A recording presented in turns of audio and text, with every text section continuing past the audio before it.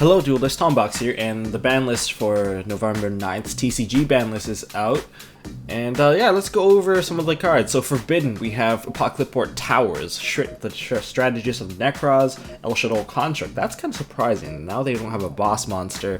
And as a generic ban, Exciting Knight's dead. That's actually kind of sad. No more nuking the board for overextending. But hey, this format's actually becoming much slower. So for limited cards, Clifford Scout is at 1, Mathematician's at 1, Graph is at 1, Necros of Brio and Unicorn at 1, Ritual Beast Canahawk is at 1, so no more Canahawk loop maybe? I'm not too sure.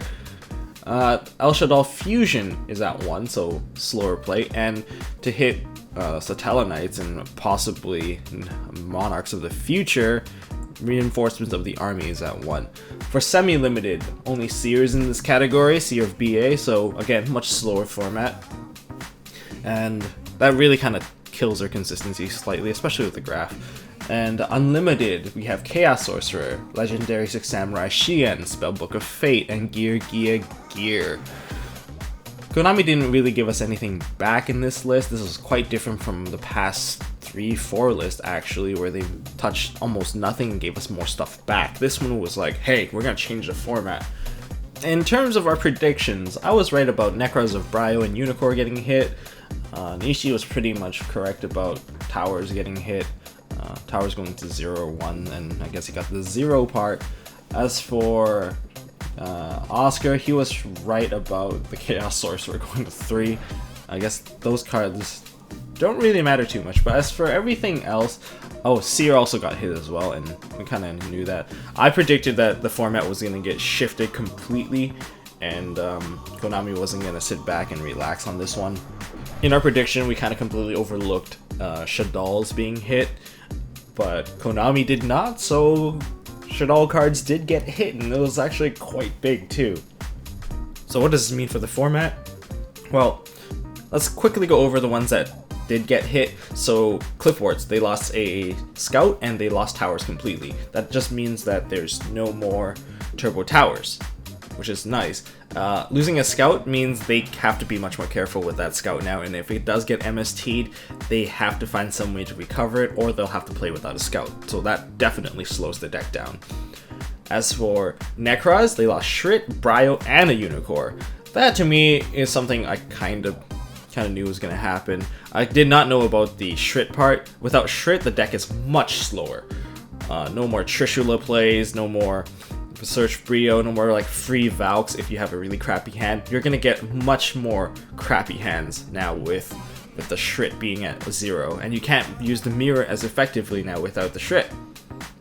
BAs, you won't be expecting double Dante plays as much now with Graph being at 1 and Seer being at 2, and they have to be very careful of when they use their Seer, because the moment the BA players loses out all their Seers, the deck starts to slow down a lot, and if you can outgrind them in that phase, you most likely will come out on top. So they're going to have to find ways to actually get their Seers back. Like, decks are actually going to be a little more focused on recovering some of their key cards and keeping the key cards running. And Shadal's without Construct, that's a bit sad, actually. Shadal's, I feel for you. So you guys lost your light engine, basically. Light cards won't have any significant impact for you. The only reason why you would still run light monsters is because you want to play BLS. I don't really see any significance in that. So you're going to be stuck with Winda, Shikanaga, and Anoya Tillith. Sorry, Satella Knights, Heroes, and potentially future Monarch players, you guys all lost Rhoda. So for Monarch players, please pick up some Reinforced Truth. That's a pretty decent replacement. I don't know what you guys are going to do. Maybe you'll start playing Pot of Duality once again. So what are some of the decks that came out on top in this ban list? Definitely the most obvious one would be Cosmos. They're getting more support, and they're already pretty hard to deal with. But once that big ship comes out, it's just going to be super annoying. The next deck I can think of would be Infernoids, because Infernoids didn't take a single hit and all the other decks kind of slowed down against it. So Infernoids definitely standing strong. And because it's a slower format, I see Yang Zing's actually having the potential to being a very difficult contender. Another deck that I think became better because the other decks got hit would be Clownblade. Eventually, Clownblade will be replaced by Perform Mage and Pals, but for now, Clownblade easily was written off because it was more or less a rogue deck, and it was struggling to compete against all the other top tier decks. Like Shaddoll's was a thing, and Shaddoll definitely shut the deck down with one free Shaddoll fusion, and things just go south really quickly. And Necros of Unicorn being at 1, you can get rid of that Unicorn and have your Xyz engine back. And later on, Magispectors, Perform Mage and Pals, and Monarchs are definitely going to be some of the top tier players in the format. You might be wondering why I think Magispectors will actually do good, since OCG, later on it didn't perform so well.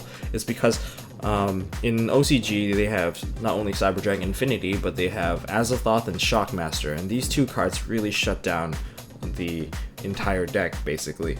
And not only that card also shut down Apex Avian, which is why Apex Avian in OCG also kind of lost its popularity.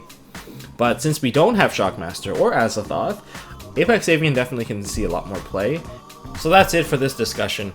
If you guys think I missed out on any other decks that are gonna become very good, let me know down in the comments below. If you like this video, please give me a thumbs up. If you guys want to see more, please hit the subscribe button, and as always, don't forget to hold on to your MST.TV.